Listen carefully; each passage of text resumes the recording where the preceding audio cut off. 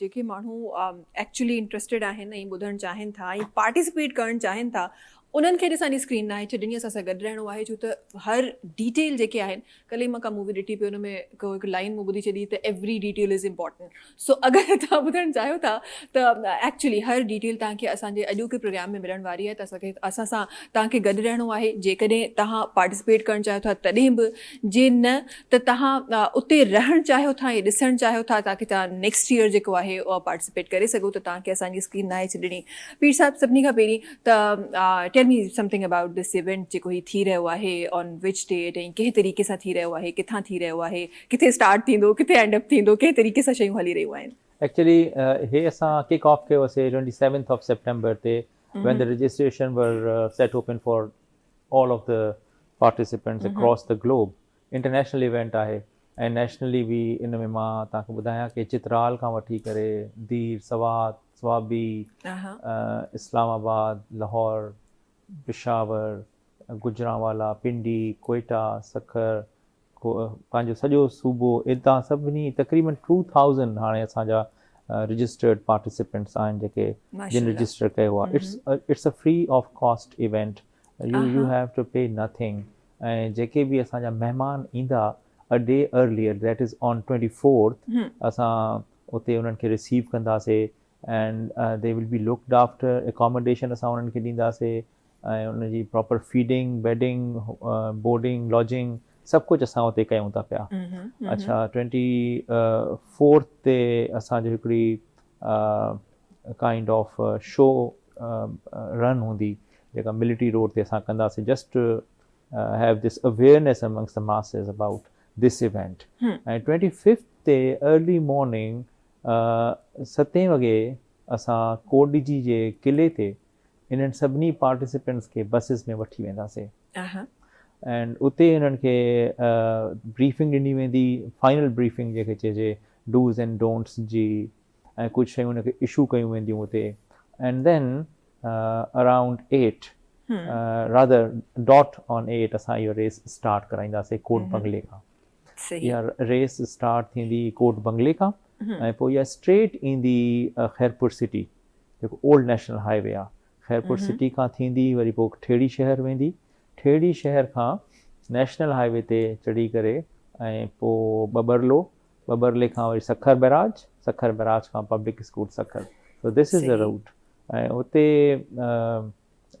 female run जेका आहे उहा लास्ट 10 किलोमीटर जेको हिन रूट जो थिए थो जेको उबड़ी खां पब्लिक स्कूल सखर थिए थो उहा रेस जेका आहे after this race starts which is at 8 त कलाक खां पोइ उहा रन शुरू थींदी दैट वुड बी 9 AM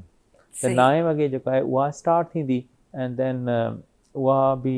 तक़रीबन कलाक खां 2 कलाकनि जी रेस आहे ऐं जेका मेन रेस आहे असांजी जेका मेन मैराथन आहे उहा जेका आहे 6 कलाकनि जी आहे सो 8 खां 2 ताईं असां जेके बि फिनिशर्स ईंदा उन्हनि खे असां रजिस्टर कंदासीं एज़ फिनिशर्स ऐं पोइ 3 वॻे असांजी क्लोज़िंग सेरेमनी स्टार्ट थींदी closing ceremony will be followed by a musical concert उन में बि असांजा पूरे सिंध जा जेके सुठा फ़नकार आहिनि उनखे इन करे घुरायो आहे त जीअं उहो जेके माण्हू एॾो परे परे खां अचनि था पिया उहे अगरि सुहिणियूं यादूं वठी वञनि ऐं अॼु तव्हांजे प्रोग्राम जे तवसुत सां मां इहो बि ज़रूरु चवंदुसि ख़ासि तौर ते ख़ैरपुर ऐं सखर जे रहवासियुनि खे कि उहे ज़रूरु अचनि उन्हनि खे चीयर अप करनि तव्हां ॾिसो मैराथॉन्स जेके इंटरनेशनली थींदियूं आहिनि उहे केतिरा माण्हू ॿाहिरि निकिरी करे उनखे चीयर कंदा आहिनि बकअप कंदा आहिनि क्लैप कंदा आहिनि इनकरेज कंदा आहिनि रनर्स खे त जीअं उन्हनि खे कोई ड्राई पैच नज़र न अचे जिथे किथे माण्हू हुजनि ऐं असां कोशिशि कयूं था उते मोटिवेट बि कयूं था लोकल लेवल ते पर हाणे हिकिड़ो लार्जर हिकिड़ो मूंखे प्लेटफॉर्म मिलियो आहे बिगर प्लेटफॉर्म त उन एक्सटेंड कंदुसि मां पंहिंजी रिक्वेस्ट के माण्हू ज़रूरु अचनि उन ॾींहं ते सुबुह जो 8 खां आहे 2-4 कलाकनि जी ॻाल्हि हूंदी आहे ऐं ख़बर बि न पवंदी ऐं शाम जो त इट्स अ गाला ऐं दे शुड जॉइन मां एक्सपेक्ट कयां थो त 10 खां 15,000 माण्हू ज़रूरु हूंदा जेको इवनिंग वारो प्रोग्राम आहे सो this is all about it ऐं असां हिन में जेके आहिनि